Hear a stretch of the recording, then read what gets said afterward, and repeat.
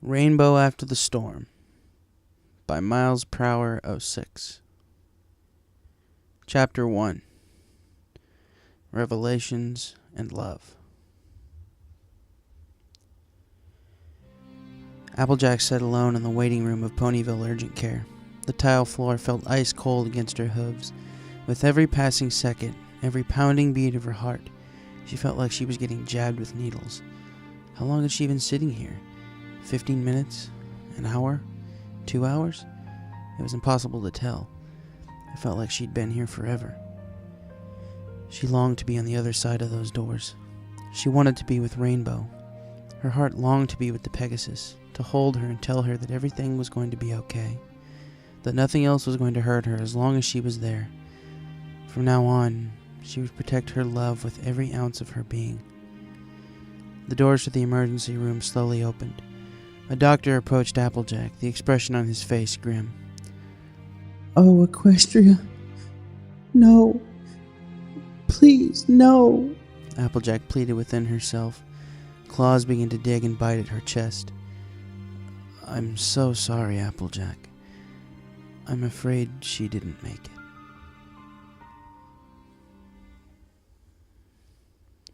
Applejack awoke with a start, everything snapping into focus in an instant.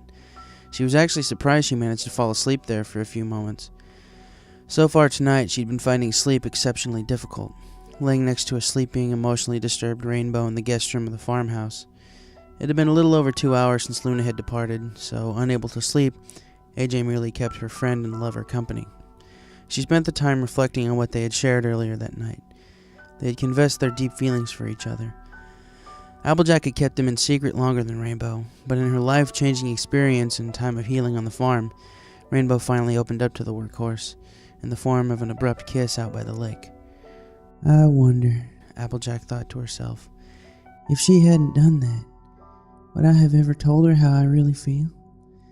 Applejack had harbored these feelings for Rainbow for a while, but she was good at concealing them, partially because she wasn't confident in how strong those feelings really were. She wasn't quite sure where it had started, but rescuing Rainbow from the brink of death had made her realize just how precious the Pegasus was to her. Not only that, but they did have quite a lot in common. Rainbow was a hard worker when it came to the weather patrol, just as AJ gave her all on the farm every day. Applejack never did have any crushes growing up, or a love life to speak of at all for that matter, so the difference between Colt and Mare didn't mean much of anything to her. But was it love? She had to assume it was. She felt stronger for Rainbow than she did for any other pony. Was she worried about what her family would think? Of course. But for Rainbow, she was willing to face and endure it. My precious Rainbow. Rainbow began to stir in her sleep, and seconds later her eyes fluttered open to see Applejack laying next to her. AJ gently placed a hoof on Rainbow's forehead and was relieved to see that her fever was coming down. "You all right, Sugar Cube? You had me worried there." "Yeah, I'm fine. I guess it just came as a bit of a shock," Rainbow answered. Then she realized that Luna wasn't present. "The journal. Where's the journal?" she asked hurriedly. Applejack motioned to her dresser on the adjacent wall where the leather-bound book rested on the polished wood in front of the mirror. "I wanted her to take it with her, but she said it was up to you what to do with it," Applejack told her. "I'm glad she left it here. I'm not sure what I want to do with it just yet," Rainbow admitted. "What was in that there book that gave you such a shock, hon?" "I'm sure Luna told you that it was her diary, her journal of what she did, and towards the end, what she was planning to do. That wasn't Pinky, AJ. Not the Pinky we knew. Through a perfect storm of circumstances, a monster had been born. That journal proves that there were two distinct personalities, and Pinky, the Pinky we knew, was fighting to get out, to regain control. But she couldn't." Applejack remained silent, feeling Rainbow had more to say. "Applejack, that night, you didn't just save me. You saved us. You saved all of us from her. I was just the first one out of our friends. By that time, Pinky was nearly gone completely. Applejack contemplated this. Since it happened, she really didn't give any thought as to what drove Pinky to commit those atrocities in the basement of Sugar Cube Corner. She was comfortable with putting the blame entirely on the friend she once knew. That journal proves our friend was innocent, Rainbow said. I wouldn't take it that far, Sugar, Applejack said, as gently as she could. Why not? Those words in there might clear Pinky's name in your mind, but I'm pretty sure that it won't be as easy for the family and friends of the other victims. It'll take more than words on a page to make Pinky innocent in their eyes, because if Pinky was determined innocent, they'd have no pony to blame, and they need some pony to blame in order to deal with their loss.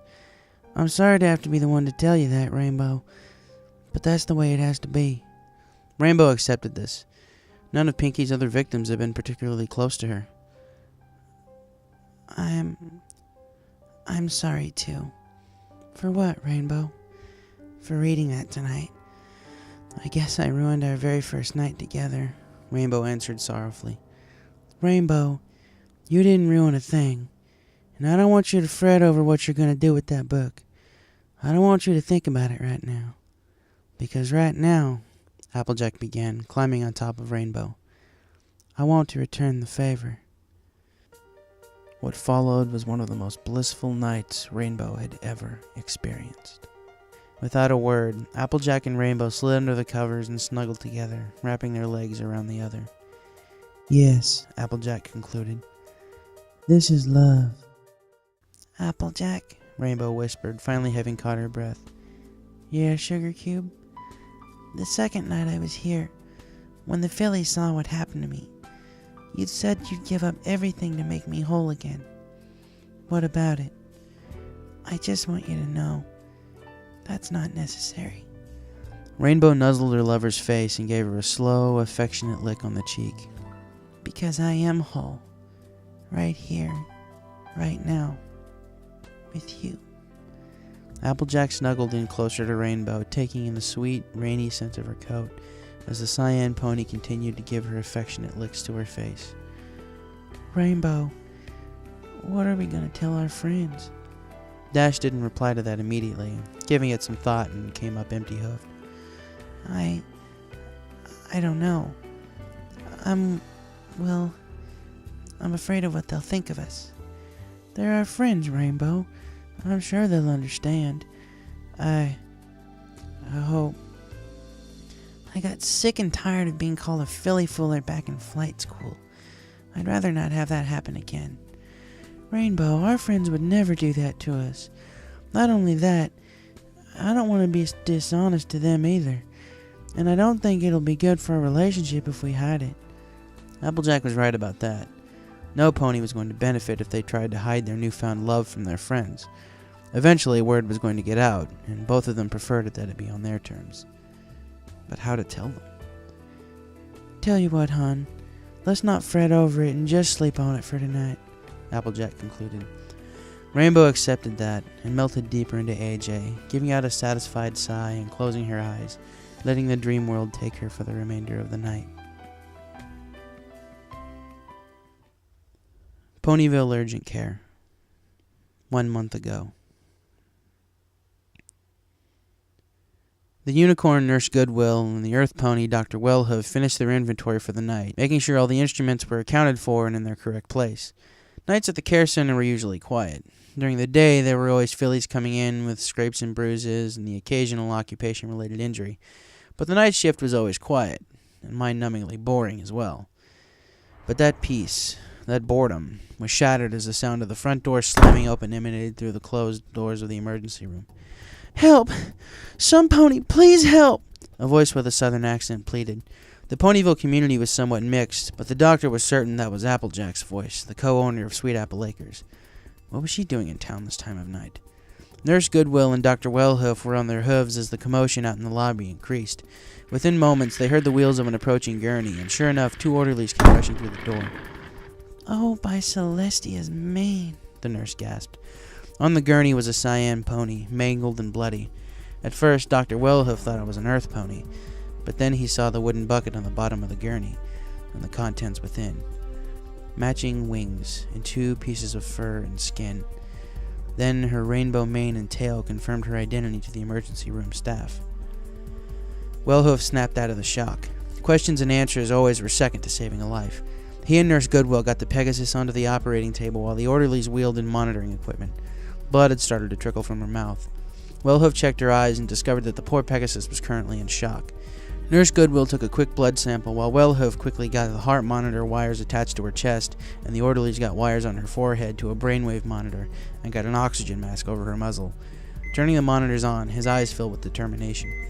"Her heart rate is dangerously low," he said, taking in the Pegasus' condition as a whole once more. The most common symptom of shock was a rapid heartbeat, and with a heart rate this low already. "We don't have much time," he announced grimly. Her blood has an insane amount of adrenaline in it. High levels of painkiller as well, the nurse included. "First things first, we have to get those nails out of her hooves," Dr. Wellhoof ordered. The most simple and immediate method would seem to be pulling them out. But as Wellhoof grabbed surgical tweezers and pulled, the Pegasus convulsed, her eyelids barely opening, bloodshot magenta eyes rolling up into their sockets. She gurgled up a small amount of blood, and then she fell limp. The heart monitor flatlined. "Paddles!" he yelled, needing the defibrillator. "We can't use that until those nails are out," Nurse Goodwill alarmingly cautioned. Wellhoof again pulled with the surgical tweezers, but they remained firmly implanted. All the while, precious seconds ticked away. "Damn it!" he cursed, removing the tweezers and slamming the hoof down on the empty gurney. Nurse Goodwill removed her cap, horn glowing. "Let me try something," she said, approaching the foot of the operating table. "Be careful, Goodwill. You haven't perfected teleportation magic yet," Wellhoof warned.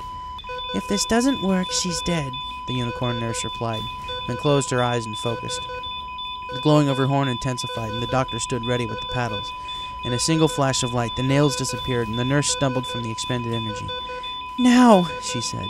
Dr. Wellhoof briefly rubbed the paddles together and placed them on Rainbow's ribcage. "Clear!" The electric current passed through the defibrillator into Rainbow, and her body jolted, and the heart rate hiccuped only to flatline again. "Again! Clear!" The same result. Wellhoof increased the output. "Again!" Rainbow's body jolted with another shock. Another hiccup, another flatline tone. "Intracardiac," Wellhoof instructed, and one of the orderlies quickly brought forward an injection needle and prepared to inject the last resort drug. "No! Wait, we got her!" Nurse Goodwill interrupted, grabbing the hoof of the orderly, stopping him from injecting the cardiac stimulant. The heart rate monitor's steady, flat tone gave way to a slowly increasing beeping pattern. Dr. Wellhoof gave out an exasperated sigh of relief. "Brainwaves are steady. She's stable for now," Nurse Goodwill said, eyeing the monitors. The doctor slowly and carefully turned Rainbow onto her side and studied her blood-spattered back. His expression became even more grim. "The nerves and the bone are dead. We can't save her wings," he said sadly. "I believe we can save her cutie marks, but keep her sedated. I don't want to have to try to pull her back from the brink again," the doctor said. Using her horn again, the nurse levitated the 2 flaps of pony skin out of the bucket and positioned them as best she could before getting a needle and surgical thread. "What in the name of Equestria happened to this poor pony?" Nurse Goodwill asked, still checking her life signs on the monitors. "I'm not sure," Wellhoof said, standing on the other side of the operating table. "But one thing is for sure." He studied the light rising and falling of her chest for a moment. "She's the luckiest pony in Equestria to be alive right now."